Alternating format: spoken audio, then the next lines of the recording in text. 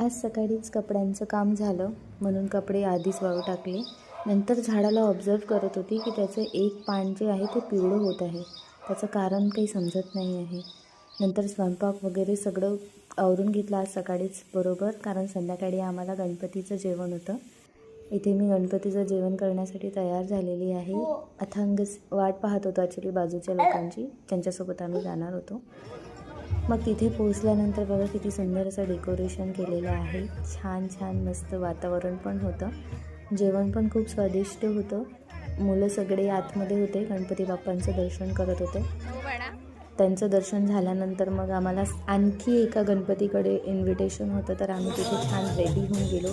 तिथे छान गरबा वगैरे सुरू होता. मस्त बघा किती सुंदर डेकोरेशन आणि गणपती स्टेजवर आहे. छान मस्त दिसत होते गणपती साहेब.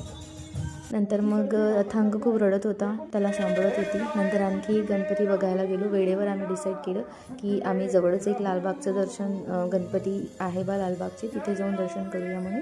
तर तिथे आम्ही दर्शन केलं. नंतर तिथे खाटू श्यामचं छान डेकोरेशन केलेलं होतं. मग आणखी एक गणपती पाहायला गेलो. बघा किती सुंदर गणपती आहे. अथांग पण खूप एन्जॉय करत होता. आरती सुरू होती तर तो छान टाळ्या वगैरे वाजवत होता. अशा प्रकारे आजचा दिवस झालेला आहे. उद्या भेटूया.